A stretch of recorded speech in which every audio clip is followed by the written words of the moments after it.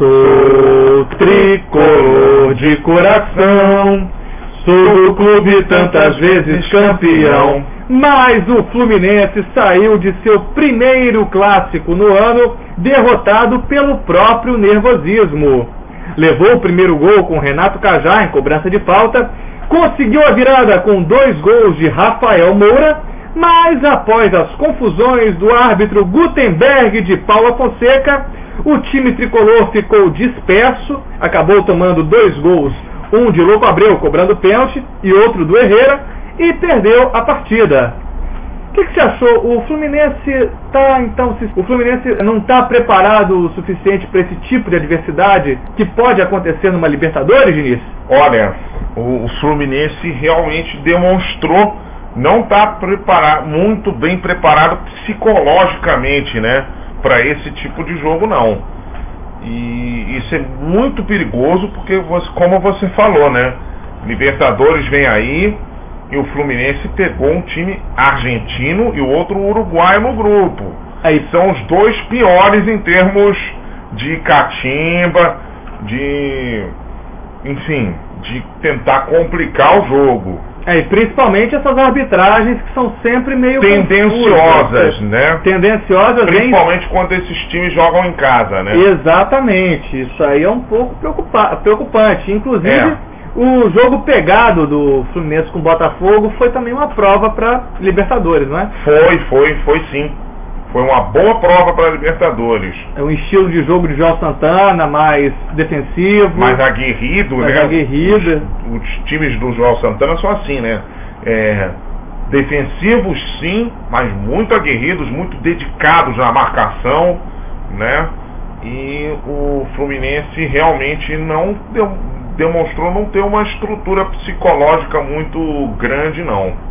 Esse é um problema sério. Bom, a gente no giro do Botafogo, a gente falou das polêmicas que teriam prejudicado o Botafogo. Vamos agora falar as polêmicas de Gutenberg de Paula Fonseca que teriam prejudicado o time do Fluminense.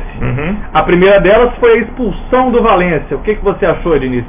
Olha, assim como na rádio os comentaristas estavam falando que o Marcelo Matos não merecia ter sido expulso, eles falaram também que o Valência não merecia ter sido expulso. O primeiro lance para cartão foram 2 cartões amarelos, né? O primeiro lance eu fiquei na dúvida se era para cartão amarelo ou não, né? Exatamente. E o que me chamou a atenção foi o seguinte: no segundo lance, no lance do Valência, no lance da expulsão do Valência, foi o seguinte: os jogadores do Botafogo ganharam no grito. O árbitro, principalmente o Louco Abreu, né? O Louco Abreu teve inclusive, aliás, falando de Louco Abreu e Fred se estranharam de um jeito que sinceramente, eu expulsaria os 2. Pois é, o pessoal também estava falando que o Fred, o Joel Santana reclamando demais no intervalo do jogo, né, da arbitragem, dizendo que o Fred estava apitando o jogo, não sei o quê. E aí perguntaram pro Fred: ei, Fred, você tá apitando o jogo mesmo? Ele falou: não, quem tá apitando o jogo é o Louco Abreu. E aí o comentarista falou: concordo com o Fred, é o Louco Abreu que tá apitando o jogo. E disse que o Louco Abreu veio correndo que nem um desesperado para pedir a expulsão do Valência na hora do lance. Foi sim, inclusive o Fred foi para cima do Louco Abreu nessa hora, os 2 se estranharam, eu acho inclusive que era para expulsar os 2. Eles estavam muito nervosos. Se os 2 se estranharam e estavam muito nervosos, realmente era para ter expulsado os 2. Mas realmente o cartão vermelho do Valência foi ganho no grito. Então, realmente foi aí que o árbitro não demonstrou ter estrutura emocional, né, para poder segurar o jogo, né? Mas foi aí que ele se perdeu. Mais uma vez o Gutenberg atrapalhando um clássico. Pois é, e foi a primeira expulsão, né, dos 2, que depois ele expulsou o Marcelo Matos. Isso mesmo. Pois é. Isso mesmo. Agora, E aí depois os jogadores do Fluminense, a cada falta, ficavam cobrando cartão. Sim. Né? Nisso que eu falo da dispersão, do nervosismo tricolor. Mas isso daí também, quando você dá um cartão ou expulsa até injustamente, e o jogador sabe se o árbitro expulsou injustamente ou não, né, no fundo, o jogador vai cobrar cartão amarelo ou cartão vermelho por uma falta que talvez nem merecesse isso, entendeu? Vai tentar a pressão, principalmente... Vai fazer pressão. Principalmente quando o árbitro entrega que está perdido. Pois é. Agora vamos aos outros lances polêmicos. Ambos foram penalidades máximas. O primeiro pênalti teria sido numa cobrança de falta. O Rafael Moura teria agarrado o Louco Abreu dentro da área. O juiz marcou pênalti. Teria agarrado não, agarrou. Foi pênalti. Pra mim também foi. Claro. Pra mim também foi. Na cobrança, o Louco Abreu desperdiçou, foi tentar cobrar com o Cavadinha, o Diego Cavalieri, que por sinal fez uma partida muito fraca. Achei ele muito inseguro, ele espalmando muita bola, jogando muita bola para escanteio. Mas ele não teve culpa em nenhum dos 3 gols, né? No primeiro achei que teve. No primeiro achei que ele pulou mas a falta do Renato Cajá foi muito bem cobrada. Não estou tirando o mérito do golaço do Cajá, o gol foi lindo, mas eu achei que ele estava mal posicionado. Talvez estivesse mesmo. Mas aí o Cavalieri foi e pegou o pênalti, e 2 minutos depois teve um lance do Bruno Thiago na área, e aí teria acontecido... Vem cá, são 2? Bruno e Thiago? Não. Ou é um só? Não, é um só, não é dupla sertaneja não. Pois é nome duplo, estranho, né? Bruno Thiago, que tem o apelido de The Flash, porque fisicamente ele parece muito com o Valdeir, torcida do Botafogo. Valdeir, rapaz. Valdeir, que inclusive jogou no Fluminense, se eu não me engano. Jogou no Fluminense. Jogou no Fluminense. Era bom jogador, Valdeir. Aí o Bruno Thiago teria sido derrubado pelo Edinho dentro da área. Eu, sinceramente, tenho lá minhas dúvidas sobre esse lance. Eu já vi esse lance também, tenho minhas dúvidas. Eu não tenho dúvida não. Pra mim não foi pênalti de jeito nenhum. O Edinho foi completamente na bola, uma jogada normal, uma dividida, uma travada. Pra mim não tem a menor dúvida. Ok. Aí nessa cobrança o Louco Abreu acabou fazendo o gol, na hora o gol de empate. Do time alvinegro. Depois o Herrera acabou fazendo o gol da vitória. O gol do Herrera foi um pouco de falha da zaga do Fluminense. Foi um contra-ataque em alta velocidade, né? Do passe do Renato Cajá e belo passe, né?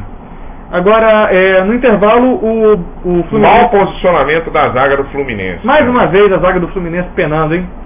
Pois é, o problema é o seguinte, né? É porque o time do Fluminense, ele é muito ofensivo, né? Tem o Conca, o Souza, né? Que são jogadores que não voltam para marcar, né? E vou mandar uma polêmica ainda maior do que isso. Opa! Eu acredito que seja por causa da idade.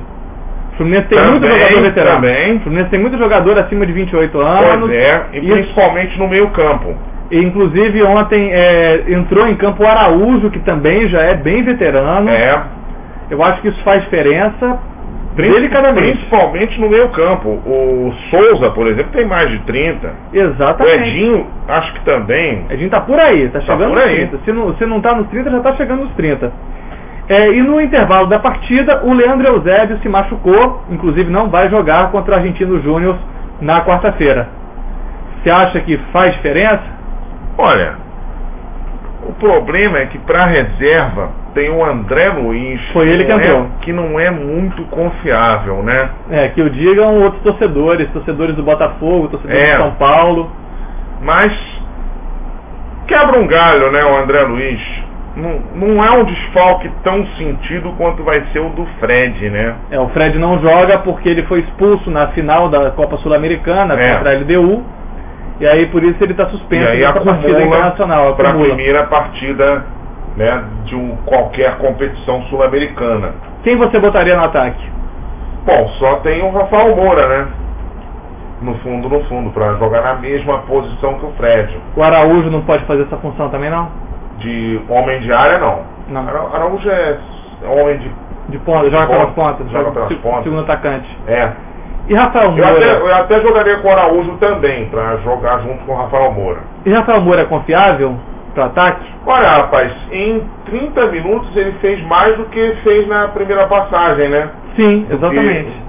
Pelo Fluminense, né? Ele fez 2 gols, né? E na primeira passagem, em 17 jogos, ele tinha feito um só, né? Isso. Então, isso é uma fase um pouco melhor, né? Ele veio de uma fase boa pelo Goiás. E agora, vamos ver. O problema é que ele vai nesse jogo de quarta-feira só pro segundo jogo dele na temporada, né? Sim. Sim, e justamente um jogo contra um time argentino, que é complicado. É complicado independente do lugar. O jogo vai ser aqui no Rio de Janeiro, mas é jogo complicado. Pode ser complicado. E também ele vai jogar com um time mais acertado também do que ele tinha em 2007, né? Exatamente. Ele vai jogar com um Conca, com um Souza também, que não é um grande jogador, mas é bom. Parece que tá entrando bem no Fluminense. É bom. O Souza, ele tá tendo uma qualidade que eu não achava que ele tinha, não. Bater falta. Sim. Ele tá batendo falta bem. Tem o Araújo agora, tá voltando aí, né? O time do Fluminense está se acertando. E olha, quando chegar o Emerson voltar a recuperar a forma, o ataque do Fluminense acho que vai ficar irresistível. O que esperar então do jogo com o Argentino Júnior? Olha, rapaz, um jogo duríssimo, mas eu acho que dá para esperar uma vitória do Fluminense jogando aqui. Será? Vamos ver na sexta-feira, debate bola 4 linhas sexta-feira, se Fernando Diniz tinha razão. Agora, recado final do Tricolor das Laranjeiras com Fernando Diniz. Bom, meu recado final vai com uma esperança para a torcida tricolor, né? Porque Rafael Moura estreou bem, fazendo 2 gols, vem de uma fase boa no ano passado. O Souza vem jogando bem, quer dizer, as contratações estão aí, dando certo, né? A maioria delas, né? E agora vem aí a Libertadores, né? Que é a competição mais importante do ano. Torcedor, vá ao Engenhão em peso. Em peso, quarta-feira, que é um jogo dificílimo e o Fluminense tem que vencer. O meu recado final também tem esse apelo. Torcedor tricolor, vá ao Engenhão. O Engenhão vai ser a sua casa, vai ser a sua segunda casa. Com a certeza. Partir de quarta-feira.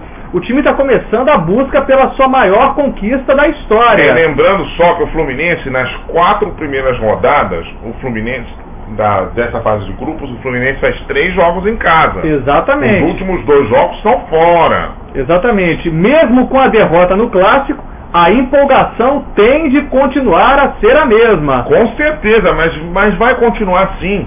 Vai continuar sim, porque o torcedor ele entende que uma derrota para o Botafogo é normal.